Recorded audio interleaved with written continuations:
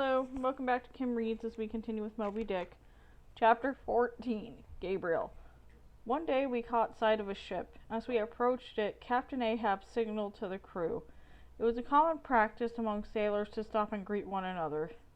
It was one of the ways that news and mail were passed during long voyages. The ship, however, did not come any closer to ours. Ahab demanded that the Pequod move closer until we were a couple dozen feet away. From the distance, Captain Ahab could talk easily with men on the other ship. Their captain, called Captain Mayhew, walked to the rails. We were told that many people on board the ship were very sick. They did not want to spread any germs. Therefore, they did not want to get us too close. "I just want to know," Ahab called.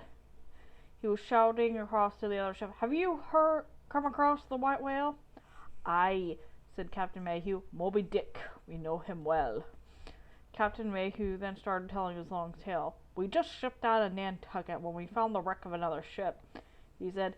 "It had been attacked by Moby Dick. There was very little of it left." Ahab was excited by the news. He was not upset to hear that the men might have been hurt or killed during the attack. He was just happy to hear a report of the white whale. "One of the men on my crew," Captain Mayhew continued, "started to warn us about the great danger. Gabriel said we should stay away from the white whale. If we should see him, Gabriel said we should stay the other way." "And did you listen?" Ahab asked. Captain Mayhew shook his head. "It was years later when we found him. He was spotted from the masthead, and we went straight for him. How could we resist? Everyone knows about Moby Dick. Everyone wants to be part of the crew that brings him in." "But the whale won," Captain Ahab said, "didn't he?" This time Captain Mayhew nodded. "We got into our boats and took chase, but the whale rammed one of our boats. One of our oarsmen was thrown. He landed 40 feet away in the deep ocean. We never saw him again." "And that was the last you saw of the white whale?" Ahab said. Once again, he showed little concern for the man killed. "All my men believe Gabriel. They think he was right all along," Captain Mayhew said. "We should never have looked for the white whale." We all wondered what Captain Ahab would do with the news. This was a frightening story. We knew it would be dangerous trying to capture Moby Dick. The story reminded us that one or more of us might face the same end as the men lost at sea. "Why do you ask these questions?" Captain Mayhew asked. "Are you still seeking the white whale?" Ahab nodded. "Aye," he said. Just then a man with red hair and a tattered waistcoat ran toward the rail of Captain Mayhew's ship. "No!" he shouted across the water at Ahab. "You must stay away from the white whale. He means doomed to man." "Gabriel," Captain Mayhew said, "it is not your place to speak. You cannot talk to a ship's captain with that tone."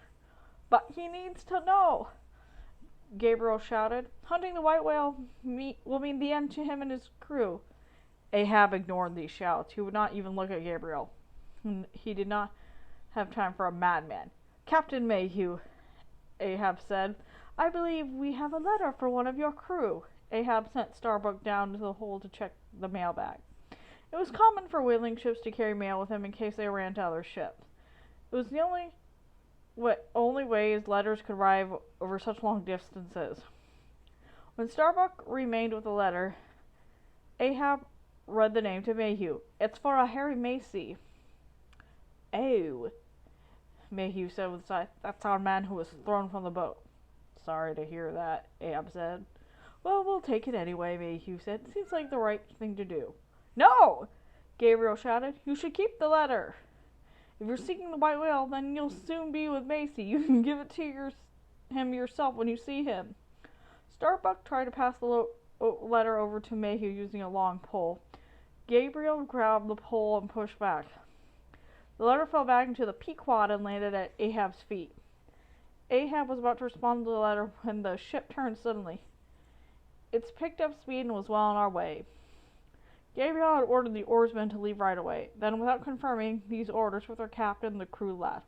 All of us on the Pequod were shocked to see this behavior. Only a captain could give such orders. It appeared that Captain Mayhew did not demand the respect he deserved. Perhaps he too believed that Gabriel had special powers.